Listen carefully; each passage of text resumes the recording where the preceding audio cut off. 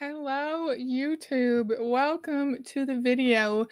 What did you do today? Today was not that exciting. I worked from home. We went to get groceries. It was kind of cold today. It was -5 in the morning, which is colder than usual recently. And we watched a little bit of hockey before I jumped on the stream. It was Toronto versus Washington, and Washington was winning, which was fun to see. And Ottawa beat Toronto a few days ago. When was that? I don't know.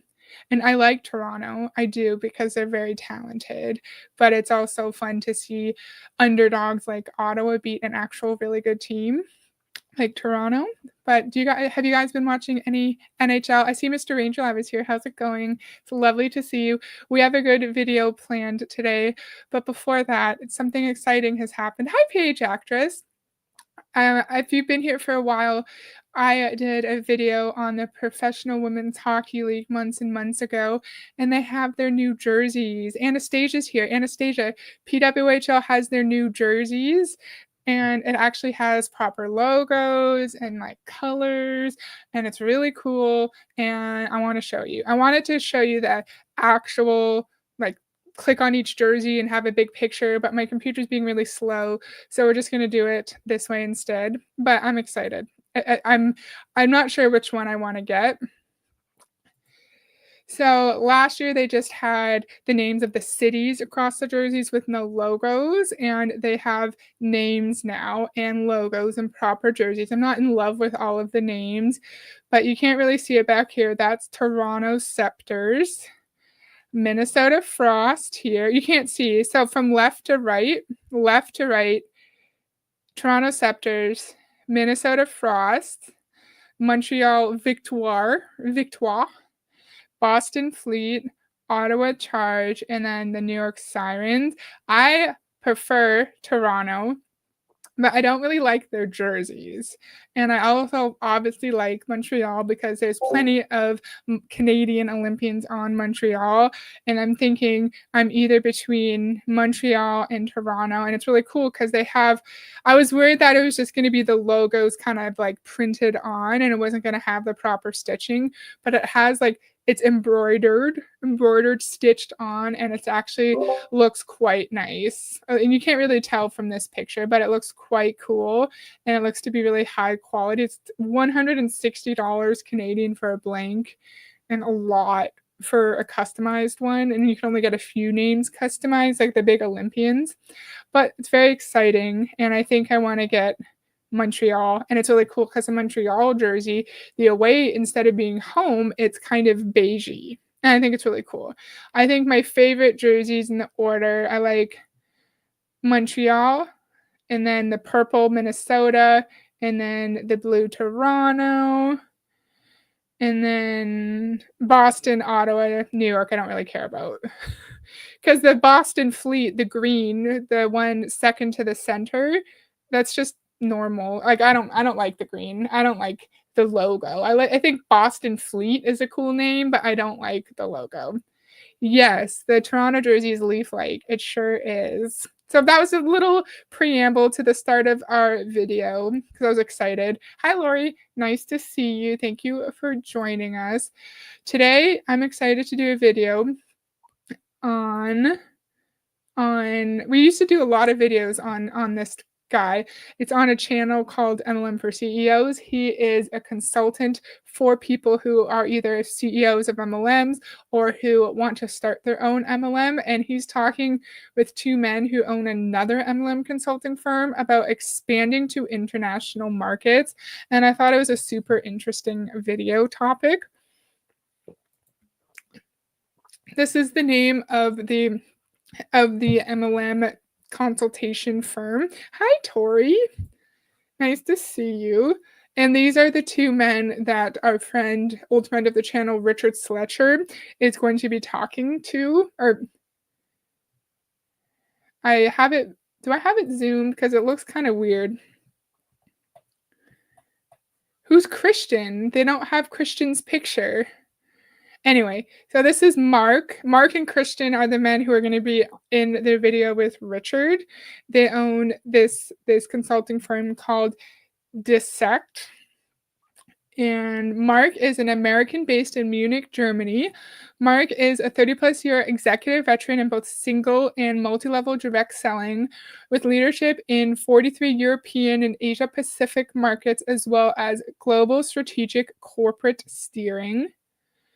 Christian, based near Munich, Germany. Christian is a 25-plus year executive veteran in direct selling with extensive experience in developing, adapting, and implementing organizational structures, optimizing processes, and managing multi-country strategic business projects, specializing in sustainable Salesforce business conduct and behavior. And then, so those two men are the co-owners. Well, Mark is the founder, Christian is the co-owner, and then this guy Lars. I don't know what DK CFO is. He has expanded responsibilities to European sales and business development, including compensation, incentives, recognition, organization, and change development. Some of their projects: new market expansion. We're going to learn about that today, so we're not going to read that. New market expansion, compensation, and incentives. Our sales plan experts have supported the analysis and development of 2 hybrid direct selling compensation models. Just 2? It seems weird that it's only been 2. Sales incentive initiatives we developed and implemented to invigorate stagnating markets in Germany and Italy for a young direct selling company. Compliance and rules of conduct. A fast expanding direct selling company received our support in developing a policies framework for global rollout. Only one company. You've only done this for one company. That's a million years ago on this channel, when we used to look at consulting firms, they'd be, oh, I've done this with 200 companies. I've worked with 50 companies, and they're not really, I don't know, I feel like they haven't worked with that many people according to their own website. Following rapid market expansion, our experts supported the development and implementation of appropriate global field compliance policies for that one fast expanding direct selling company, it seems. Our regulatory experts have supported numerous product claims development, label compliance, and registration processes in various EU markets. And then direct selling optimization. Ooh, what does that mean? A fast expanding direct selling company received our support in developing strategic structures for global rollout. Is that the same thing you already referenced, though? Following rapid market expansion, our experts analyzed the overall situation to ensure sustained organic success in the new markets and supported the implementation of the necessary initiatives. Tapping our extensive global network, we have efficiently placed direct selling executives in Italy, Turkey, and Malaysia. Stop. Turkey and Malaysia and Italy, they don't need MLM companies. No, thank you. A newly appointed regional VP of sales received 6 months. One VP of sales received 6 months of training. A newly appointed regional VP of sales received 6 months of weekly executive mentoring to support transitioning into this complex new leadership role. Oh, hi, Neil. Nice to see you. Thank you so much for joining. And Lori, we're just doing a quick introduction to a video on a bunch of MLM consultants coming together to talk about how to do an effective expansion into new global markets. 2 of the men are from this company, which is called Dissect. And I just wanted to look quickly what their focus and their experience is before we jump into the video. We're just looking at what this company claims to have done for the industry. Our experts in Hong Kong supported a client. Your experts in Hong Kong supported one client? Wow, one client? That's brilliant. Supported a client to navigate the decision-making and implementation of an e-commerce platform as a gateway to promoting products in China. Wow, one client. Our supply chain experts supported the transition from internal to external European warehouse and logistic operations for one direct selling client in 4 months. So that's what Dissect has done. And let's see their core competencies. We're not going to read everything because I want to get to the video. Yeah, on Richard Sletcher's channel, the guy that we're going to see talks about crisis management. So they specialize in market expansion, crisis management, compliance and ROC, rules of conduct, incentive programs, organization optimization, which we already learned about. I love it when they repeat things. Here's their approach. I don't want to read this. It's not important. I think we get the gist. And yeah, they're based in Germany, a member of the European Direct Selling Association, CELDIA. That is something. Oh, you have to go to work at 5 tomorrow? No worries, Neil. Thank you for dropping in, and I hope you have a good evening. CELDIA is something that I wanted us to look at too, so I'll just CELDIA, what is it? CELDIA. I'll do a CELDIA MLM. Okay, what the heck? I was literally Googling this earlier. Whatever. We'll figure that out when we get to it. That is Dissect.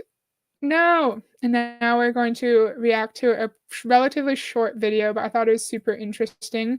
And they talk extremely slow, so I have it at 1.25. Maybe I'll just move it to 1.2 because I feel like 1.25 might be kind of fast. But I feel like when people sound normal at 1.25, then they're probably talking slow.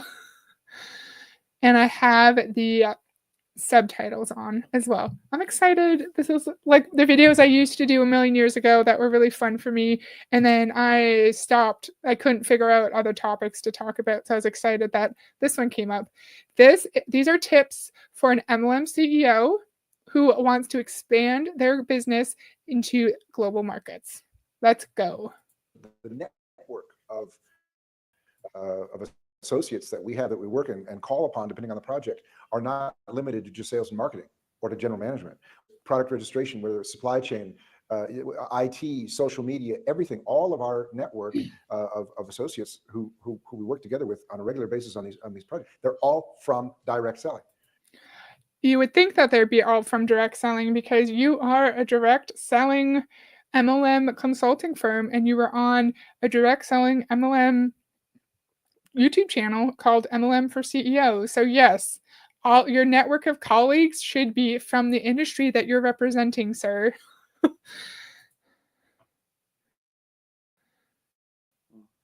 Now, one of the big things you're going. Do you guys remember, if you've been around for a while, this face was on my channel for a lot.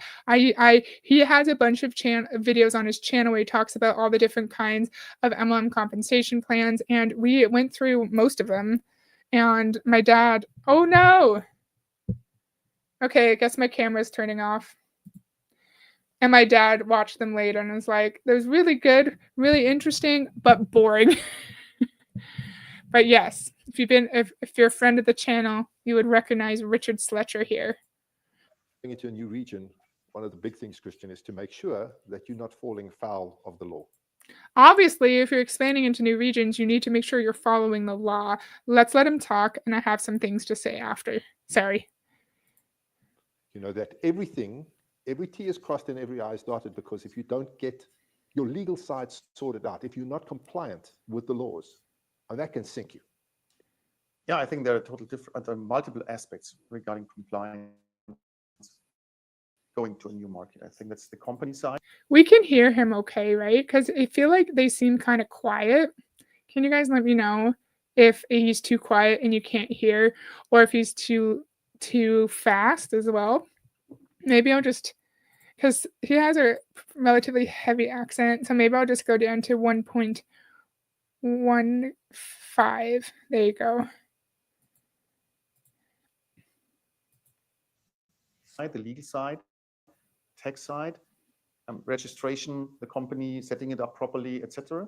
Then another big aspect is products, product registration, having the right claims in place, using only claims that you are allowed to use in that market, make sure that your field force is using them. The third aspect is the compensation plan. Obviously, it needs to be according to legislation, and there are variances.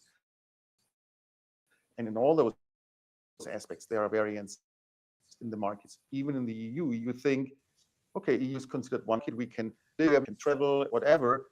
But when it comes to company setup, regulations, legislations, it's still different. Hi, Lisa.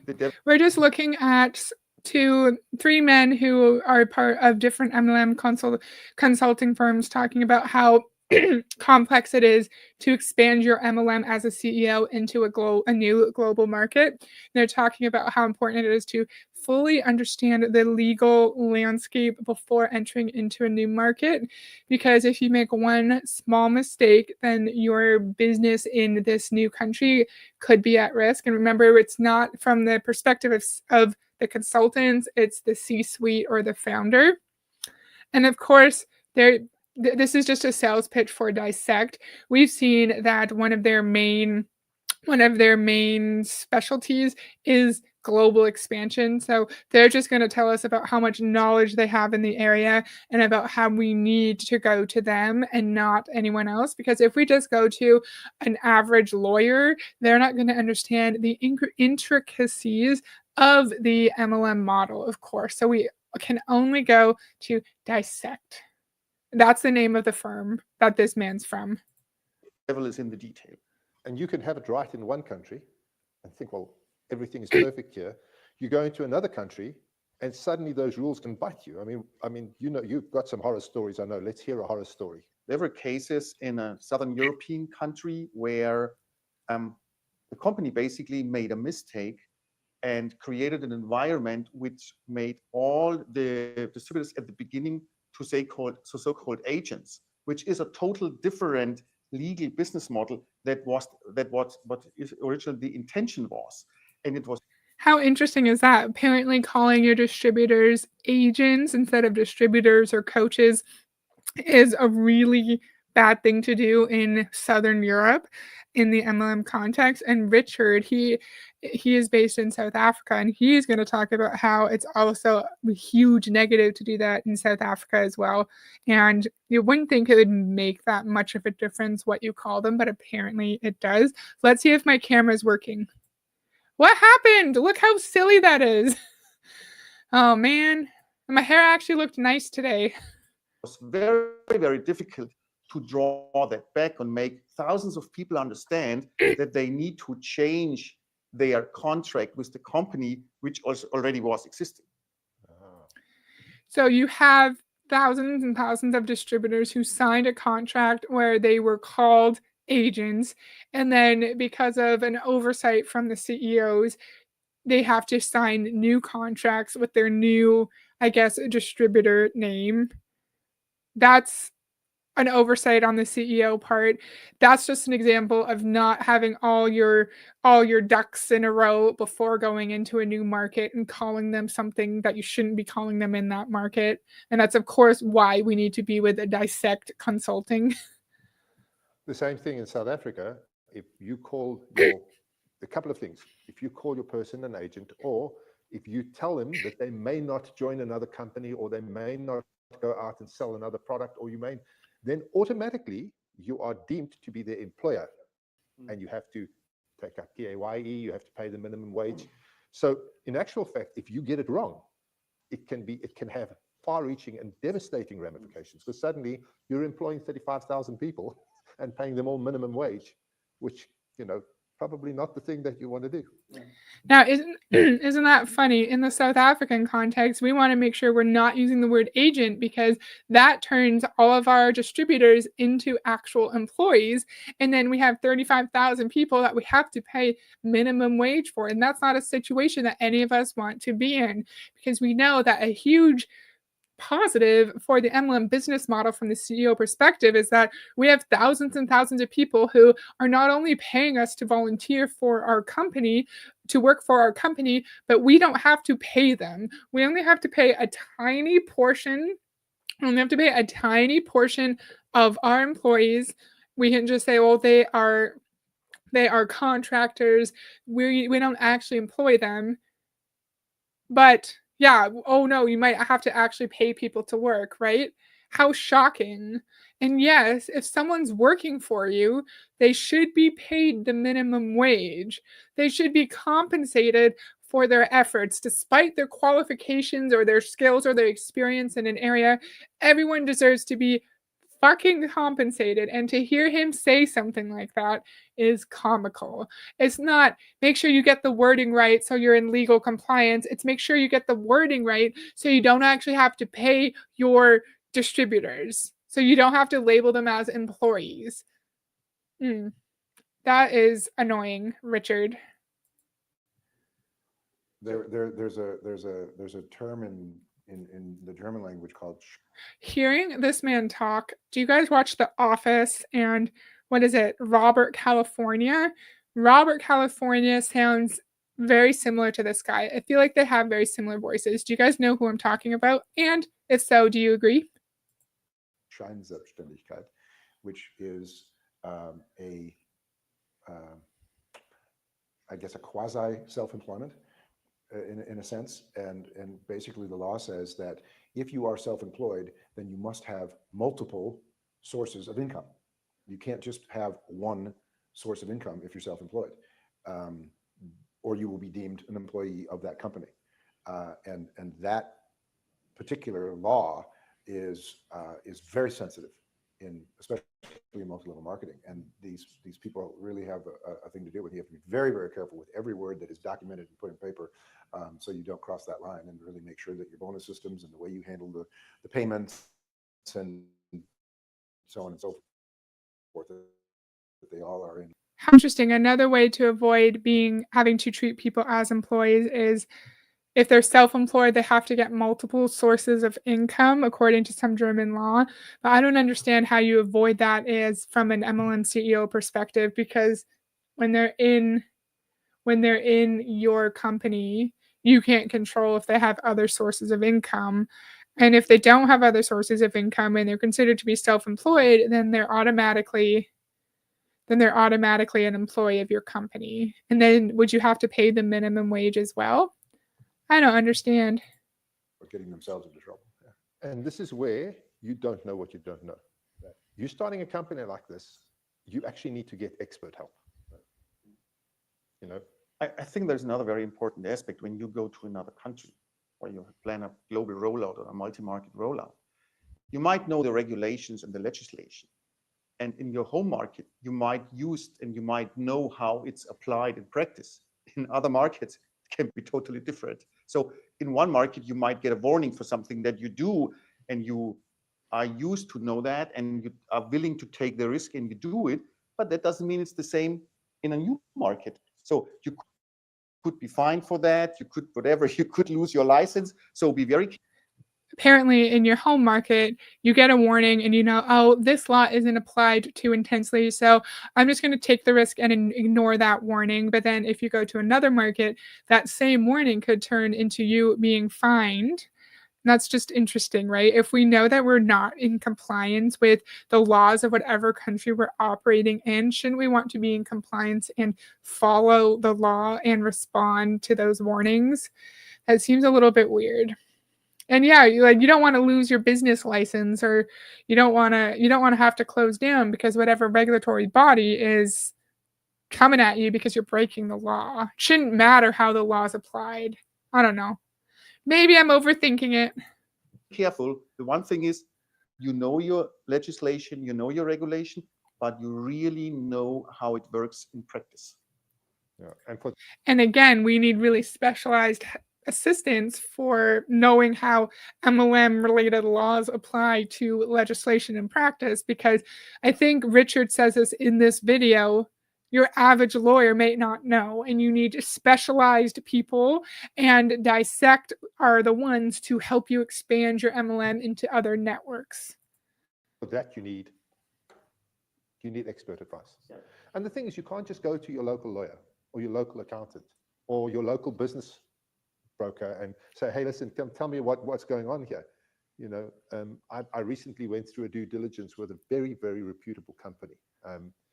And I was amazed to find, I mean, this is one of the big 5 auditing firms in the world, and I was amazed to find that they had zero understanding of our industry. So you can go out there and you can find the best people in the world, unless you're finding people who actually know about our business and who understand the ramifications of getting it wrong. You're wasting your money. What I'd recommend to, And I know they're talking about the legal part of joining or expanding to a new network, but if you've been on my channel for a while, you might remember Richard Sletcher talking about what MLM CEOs have to consider when expanding into Africa. He just called it Africa, but he was talking about there are, of course, different laws. There's a different like physical terrain. There's different qualities of roads. Some cities will have perfectly paved highways.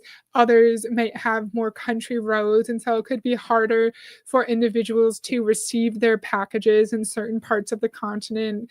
And what else did he say? He said in some countries there might be a higher portion of the population that doesn't have a bank account. So if you're expanding into certain countries in Africa, you may need to be a bit more creative in how you get the payments to the people, right? And my point is, it's not just the legal environment, it's like the physical environment, the infrastructure that's already in place as well. And it's just a very complex thing when you're going into a whole new country with political and social and economic landscapes that you need to consider before opening up your own company. And in countries that are generally developing countries, we do not need to be opening up such a predatory business model where people who are already struggling financially and could be experiencing poverty that's more extreme than what we'd be used to in Canada. They don't need to be preyed upon by people in a business model where they're going to fail. I know you guys agree, but it's just frustrating. He's going to talk about how frustrating it is to do work in Vietnam. And it's like, well, just don't be in Vietnam. Stay out of Vietnam. Hello, MLM is Fraud. It's lovely to see you. Thank you for joining. anybody who wants to go to Europe, if somebody wants to expand into Europe from Asia or from the United States or from wherever. Oh, yes. Anastasia said something. Sorry. They probably teach you to ask for loopholes in many languages, right? Good point. Is if they don't want to contact us, which would be my first go-to, is contact us at Dissect and we'll help you. If we don't think we can help you, we'll make. Dissect, not dissect. Sorry, my microphone's being annoying. 1 second. I just pressed the button. I'm going to check to see if you can still hear me. Whoops. Hello? Yes, you can. Okay. Recommendations of the people who we think will. But your first stop could also be going to Celdia, which is the... Celdia. Okay, I was spelling it wrong. Celdia MLM. Okay, that's what we'll look at.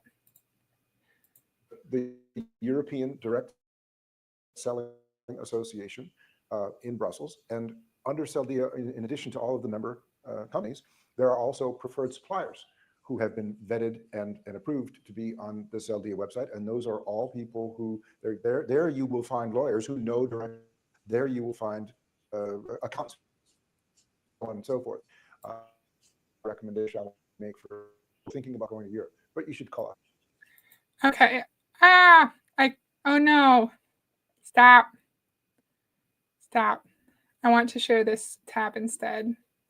Share this tab instead. This is Celdia, the European MLM, whatever he called it. I don't remember what he called it. Oh, the European Direct Selling Association. I'm going to reject your cookies, sir. Unleash EU Direct Selling Entrepreneur. I can't say that word, friends. Entrepreneurial potential. You know you're not an entrepreneur if you're in an MLM. Stay connected with the latest Celdia news. European Codes of Conduct for Direct Selling. Celdia adopts codes of conduct in order to ensure the relationships between companies, direct sellers, and consumers are based on trust and fairness. Okay, they're kind of quiet. Let's make sure I have everything blasting on my end. Yeah, I think I have everything up as much as it can be. I'm sorry that they're quiet. Okay, bye, Mr. Ranger Lab. Thank you for joining. I appreciate it. Enjoy hanging out with your dogs. Happy, experienced, and upskilled. Saldia and Direct Selling Europe unveiled 2023 Ipsos survey results.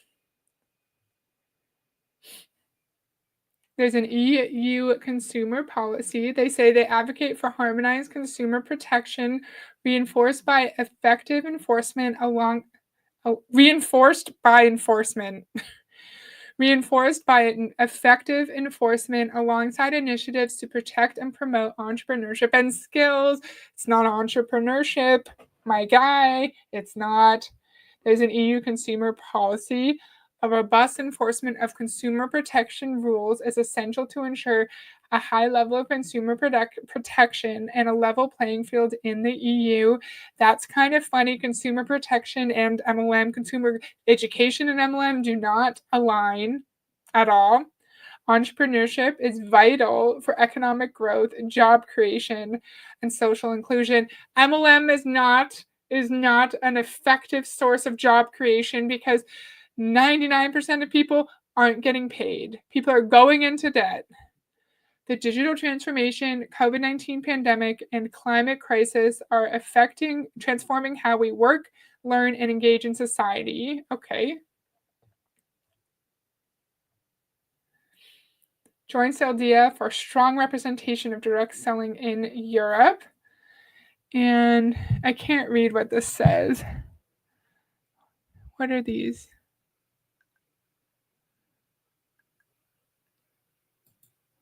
Sorry, I don't know what this is. Is this something MLM related? Okay, this is, I can't read. Does anyone know what this says up here? I can't read this. What is this called? What are you called?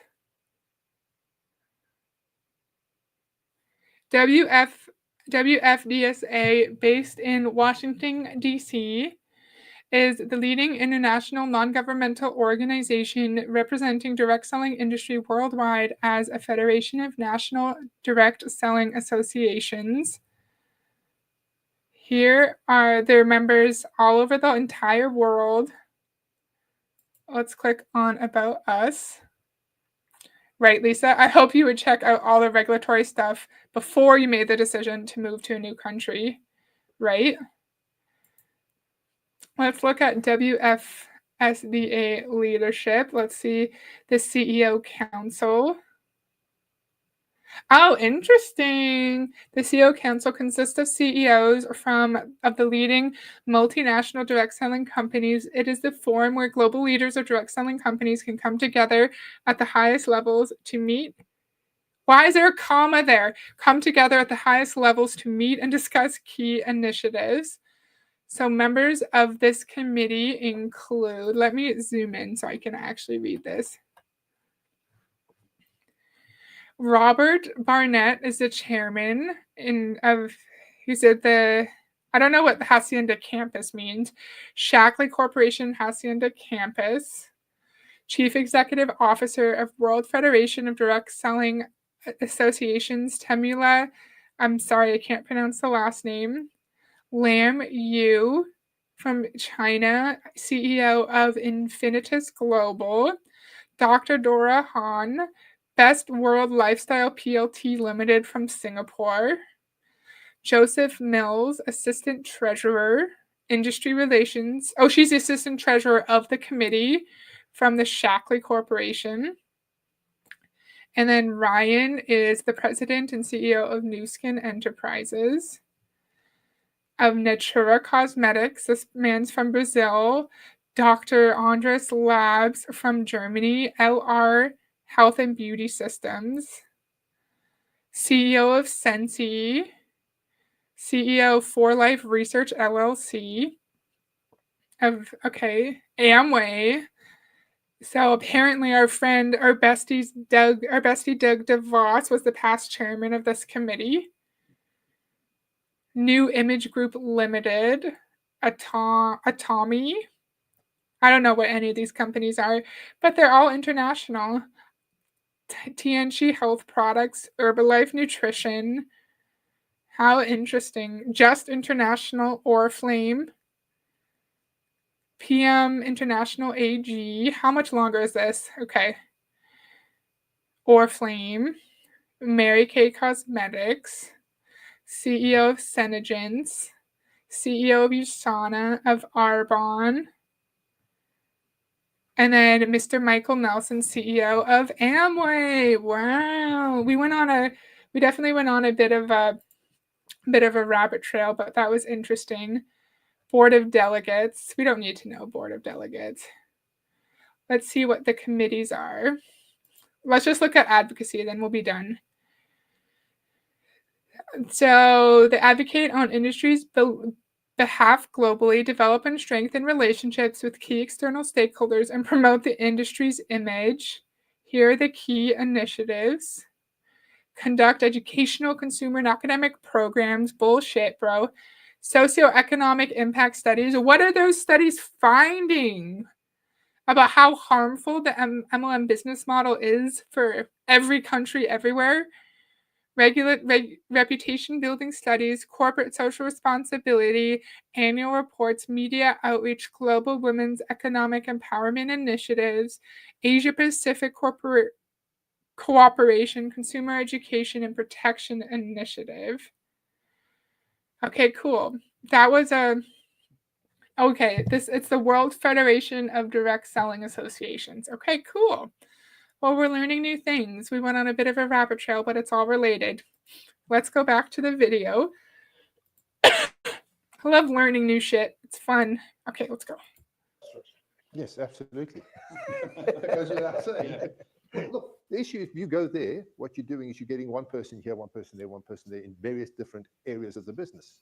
If you come to Dissect, one-stop shop, because you guys, it's not a... He's saying if you go to CELDIA, the European National whatever association, it's not a one-stop shop because you're going to get a lawyer here, a specialist of whatever there. You have to go to Dissect. Go to Dissect because it's the only one-stop shop.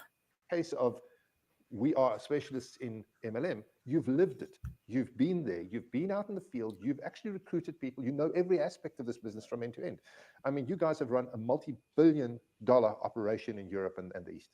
Multi-billion dollars. So the credibility you have, obviously, you know, for any company. And what I would say, you know, it's billions sound big, but the network of associates that we have that we work and call upon, depending on the project, are not limited to just sales and marketing or to general management. Whether it's product registration, whether it's supply chain, IT, social media, everything, all of our network of associates who we work together with on a regular basis on these projects, they're all from direct selling. And so you don't have to teach them the language. They know the language. They know exactly what it is that the support that you're looking for and how to do it. And that's what we pride ourselves on. And you mentioned earlier...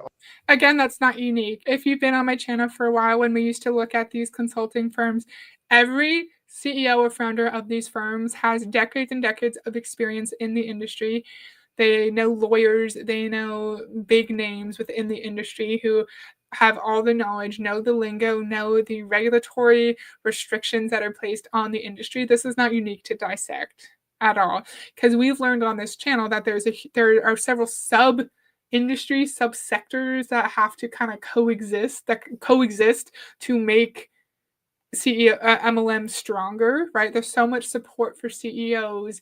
There are lawyers, there are whole legal offices that are dedicated to MLM legal regulations and helping MLM companies through legal challenges. It's not new. It's not new, Richard. They're not unique. Well, logistics is not a big deal, but in actual fact, logistics is a huge deal in our space because you're not dealing with like sending 10,000 units to a retail store. You're dealing with sending 3 units to Mrs. Smith who lives wherever, and it is a completely different animal. And your whole picture. And like Richard has said in his video about opening up an MLM in Africa, he said this himself. In some parts of some countries in Africa, people may not have actual mailboxes at their houses, and there'll be people who I don't remember if you said community members pay them to do this or they volunteer, but there'll be runners that run to a distribution center where the mail is dropped off and then run back and deliver it to their community members. So there's a whole area of logistics, and it could be different from city to city within a country. Of course, within countries, if you're in an area that has a lot of labor action, there could be lots of strikes or protests in different industries that could impact the ability of postal workers to move freely throughout a city to deliver your items, or the runners to be able to actually get to the distribution center. Process. You need, I mean, if you talk about logistics, it's a different approach to logistics than anything most people have ever been involved with. And you guys. Hey, Tanya, it's lovely to see you. My camera is malfunctioning, so that's why I'm not on the screen. These are people who own MLM consulting firms talking about the challenges of opening their MLM in a new country, just expanding to a global market. And this is Richard Sletcher who's talking now. And the other two guys are co-founders of MLM consulting firm Dissect. And where's Dissect based? Where are they based? They're based in Germany. And the guy on the screen is Richard Sletcher, and he's based in South Africa. You guys got some logistics expertise within your team as well. Not limited to. Exactly. Thanks, Tanya. Yeah, no migraine today. And I was excited to have the camera on because my hair actually looked nice, and then it just malfunctioned. Let's check it again. Yeah, that's what my camera was. Isn't that funny? Yes, global grifting at its finest, for sure. Okay, let's just talk about infrastructure, because very often in our space, infrastructure is different to the infrastructure in a traditional business. For example, we need places to train people. When companies go international, without fail, they use the same approach. We call it a cookie cutter principle. They go from their home market and they go into the next market, and they have a distribution manager, a finance manager, a marketing manager, a sales manager, a general manager, and maybe they have somebody for IT. And that's kind of the way you go into that market and you build that up. But if you're doing that in multiple markets and you're going across Europe, or you're going across Asia or wherever, South Latin America, and you're doing that, all of a sudden you're going to see that there's going to be differences in your sales successes, different levels of sales, different things coming out. But you've got people sitting in Portugal and in the UK and Italy and wherever else, and they're doing the same thing. And so you've got to look at your structures from I just hate the idea. People in developing countries, people living in poverty in developed countries, people just in general who are wondering where their next meal is going to come from, if they're able to keep a roof over their head or clothe their children, right? People experiencing any level of poverty or financial stress. And they're just being preyed upon by this predatory business model where it shouldn't exist in the first place, but it should definitely not be pitched as a method to help people get out of any level of poverty. Any level, even if you're like working poor, right? Which I think is a definite, I don't remember the exact definition, but you're pretty much living paycheck to paycheck, right? Even if you're living paycheck to paycheck, but you're getting through it okay, you have a little bit of money left at the end of every month, you should not be being pitched an MLM as the solution. And it just makes me sad. And then I'm thinking of people in cities in Canada who are homeless, who truly have nothing. Can you imagine people going up to a homeless person and trying to pitch them an MLM? Because if you don't have money for food, how are you going to get money to pay the starter fee and get the products, right? Because they like to say, oh, just invest in yourself and then you'll be able to grow your business. Sure, but if this person is buying their products 1 month, where are they going to get the money to buy their products the next month? Right? Because we know in MLM, you're not going to make money, and you're definitely not going to make money right away. A discipline point of view and say, okay, we don't necessarily have to have what must we have in the market that gives the best possible support to our distributors and our field representatives in that marketplace, and what could be done remotely, what could be done through some kind of a central and the point is that structures in the corporation, some can be global in their reporting lines, and others can be local. And that is a little bit something that we kind of developed over time. It's a little bit unique. Okay, none of that meant anything. Like, what was the lesson there? I was listening, I was truly listening, and then I completely forgot that some people like to have the same general structure when in each of their new countries, like a finance manager, a logistics manager, and sometimes the reporting structure is local and sometimes it's global. Is that what I heard? And sometimes you can do things virtually. Brilliant. And I know I'm gonna say brilliant, innovative information, but we know that this is a sales pitch just to get us interested, get us on the hook, and then we go to the Dissect website and then we have to sign up for their services because we're just so curious, right? Maybe to this field that you can and should look at that, because you're going to take an awful lot of cost out of your organization. It's just unnecessary if you can look at it from what must we have in the marketplace to what could we do remotely from somewhere else. Okay, so you don't necessarily need to have, you're saying you don't always need to have local offices in the country, right? And you can have head of sales in Vietnam, say, but they're based in New York City, right? Have somebody that can fly around and touch base with everyone, because it's it's not a full-time thing that they need to be just direction oriented.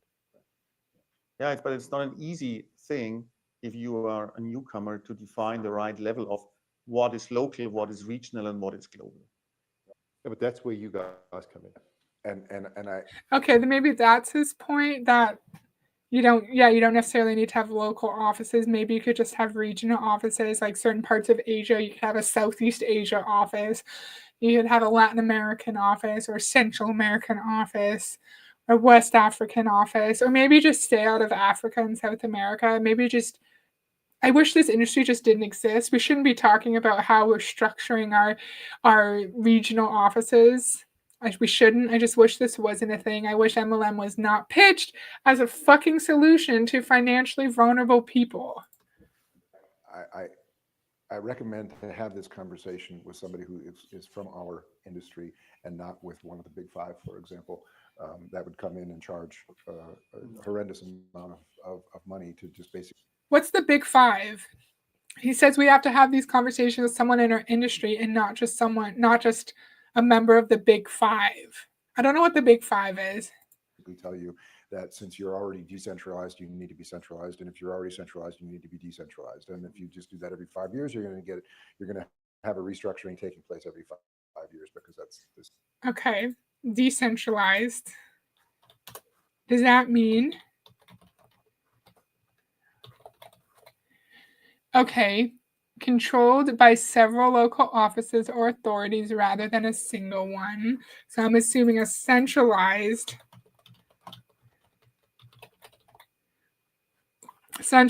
is controlled by a single authority or managed in one place.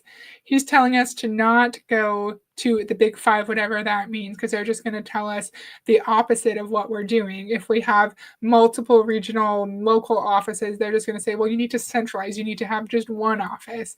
But if we have just one office, they're going to tell us the opposite. Because maybe they just want more money out of us, right? Because if they're telling us we need to go from centralized to decentralized, we're going to need a lot of help, a lot of consultation, and they're going to charge us a lot. That's how they make their money. Sorry, without being disrespectful to a big business and a big industry. But to me, the most important thing is for everybody in the organization, potentially with help from the outside, to get it done right and keep it structured and keep the process going in the right direction. But let's agree as an organization to stop the pendulum for each and every discipline, for every department, if you will, and stop the pendulum where we want, either central, decentral, or a hybrid of that somewhere, and stick to it. And organize yourself to that solution and to that end, and then stick to it and don't change it and make it work, because every decision is a good decision and every decision can work. Decentral, hybrid, central, every one of them works as long as you stick to it. What do companies do that?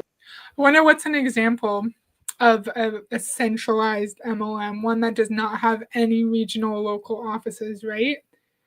And how do you have a hybrid? Does hybrid just mean what you have company headquarters and you also have regional and local offices? And I was listening to 2 videos from these guys today about global expansion, and I might have confused a Vietnam comment to the other video, but he was saying that in Vietnam, there's a really strict law where you have to have local offices in every province every province of the country. They said that's really restrictive and not always feasible, right? And I thought that was interesting, and that's why I thought that comment was part of this video, but it's not. These guys are literal ass clowns, right? We're almost done. That are frustrated and are looking for some magic pixie dust to make something happen, is they call in one of the big names again that we all know, and they take it again and be, okay, well, this is my turn. Now I'm going to decentralize, and now I'm going to centralize. And I'm beating this point up.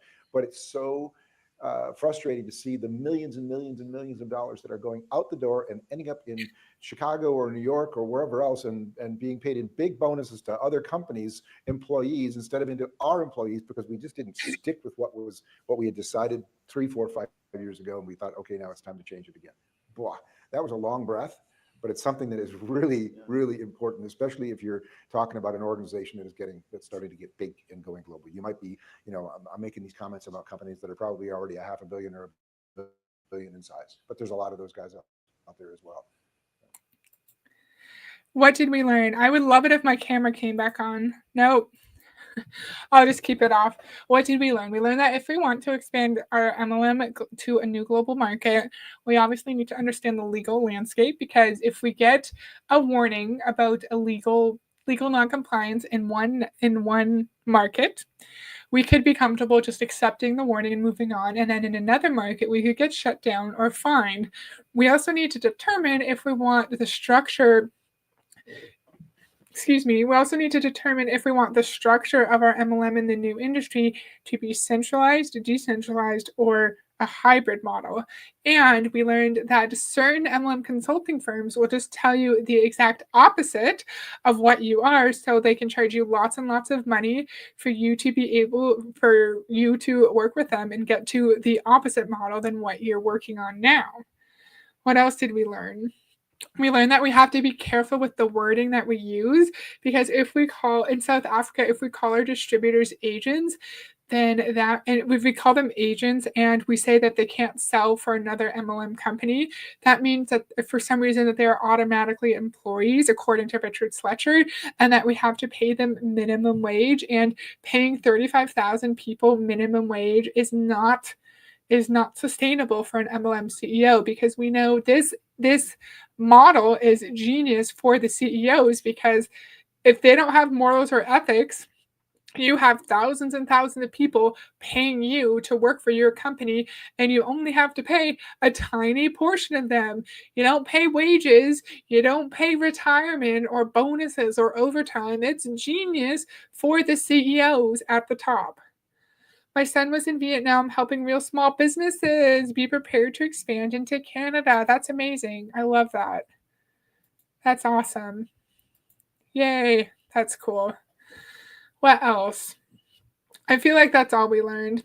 We covered a lot. We also learned about Celdia, which is the European Direct Selling Organization. And then we learned about the World Federation of Direct Selling Associations. We looked at the membership of their main committee, their CEO committee, CEOs from all the biggest MLMs. Our friend Doug DeVos used to be the chairman of that committee. We learned a lot. We went on, I think, 3 rabbit trails, and it was great. I miss doing these kinds of videos. I'm going to do them more again. I just need to find more obscure MLM-related topics, and I think they're quite fun. Maybe we could look more at the World Federation of Direct Selling Associations, because I like that website, and we only spent a few minutes on it. But that's all I have for today. Sorry my camera's off. Yeah, I gotta love a good trail, right, Tanya? I love hearing about MLM groups in other countries. Same here. It's super fun. So I'm going to do more of this again. I'm going to do more. I'm going to go back to it. But thank you so much for joining me. I love this topic. This was super fun. I hope you guys enjoyed it and you have a great evening, and I will see you next time. Bye.